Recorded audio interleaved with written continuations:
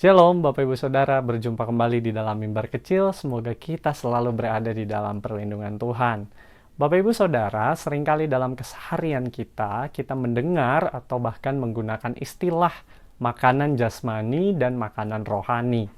Kita tidak asing dengan itu semua.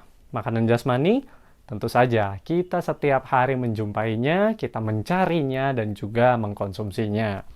Kita juga tidak asing dengan istilah yang satunya lagi, yaitu makanan rohani atau biasa disebut juga santapan rohani.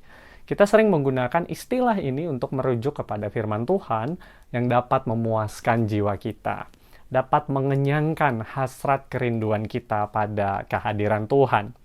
Bapak Ibu Saudara, keduanya istilah ini muncul bersama-sama seakan ingin menegaskan bahwa hidup manusia bukan hanya berwajah tunggal, yakni aspek jasmani saja, tetapi ada aspek-aspek lainnya yang juga perlu nutrisi agar tetap hidup, salah satunya aspek rohani.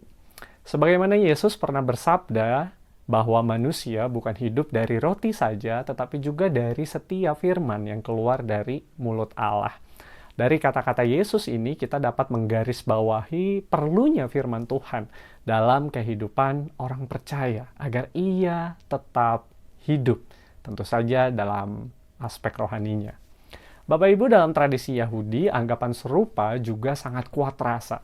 Selain kata-kata Yesus tadi yang dapat kita temukan di Ulangan 8 ayat 3, kita bisa melihat juga ungkapan yang lain, misalnya di dalam Yehezkiel 3 ayat 3 yang berkata demikian.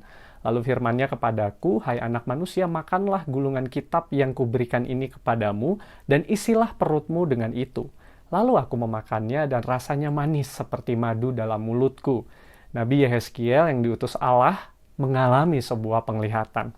Ada gulungan-gulungan kitab dari Allah, dan Yehezkiel diminta memakan gulungan itu. Manis bagaikan madu rasanya, ungkapan Yehezkiel.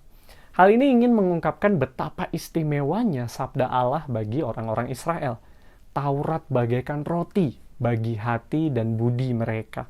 Dan disinilah Yesus ingin mengajar banyak orang saat itu yang mengikuti dia, bahwa sabda Allah itu kini menjadi daging di dalam diri Tuhan Yesus Kristus. Sehingga ia berkata dalam Injil Yohanes 6 ayat 35. Kata Yesus kepada mereka, akulah roti hidup. Barang siapa datang kepadaku, ia tidak akan lapar lagi. Dan barang siapa percaya kepadaku, ia tidak akan haus lagi. Yesus ingin menegaskan bahwa di dalam dirinya ada keselamatan. Di dalam dirinya ada kelegaan dan ada kehidupan.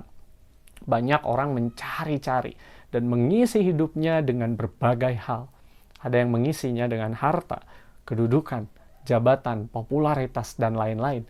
Namun itu semua bersifat sementara. Kita diingatkan bahwa hanya di dalam Yesuslah kita menemukan esensi kehidupan yang sejati. Mari Bapak Ibu Saudara yang terkasih, kita kuatkan kembali komitmen kita untuk mengikuti Yesus. Percaya kepadanya dan teruslah beriman. Kita isi hari-hari kita dengan perenungan akan firman Tuhan agar jiwa kita puas dan kelegaan menjadi milik kita karena Yesus hidup di dalam diri kita. Amin. Mari berdoa. Bapa di dalam surga, firman-Mu mengingatkan kami bahwa seringkali kami fokus kepada hal-hal yang jasmani saja dan itu memang penting. Tetapi kami juga diingatkan untuk juga terus menggumuli firman Tuhan, merenungkan firman Tuhan. Dan terlebih lagi, kami percaya kepada Tuhan Yesus Kristus, Juru Selamat kami. Sehingga dengannya kami boleh tinggal di dalam Yesus dan Engkau di dalam kami.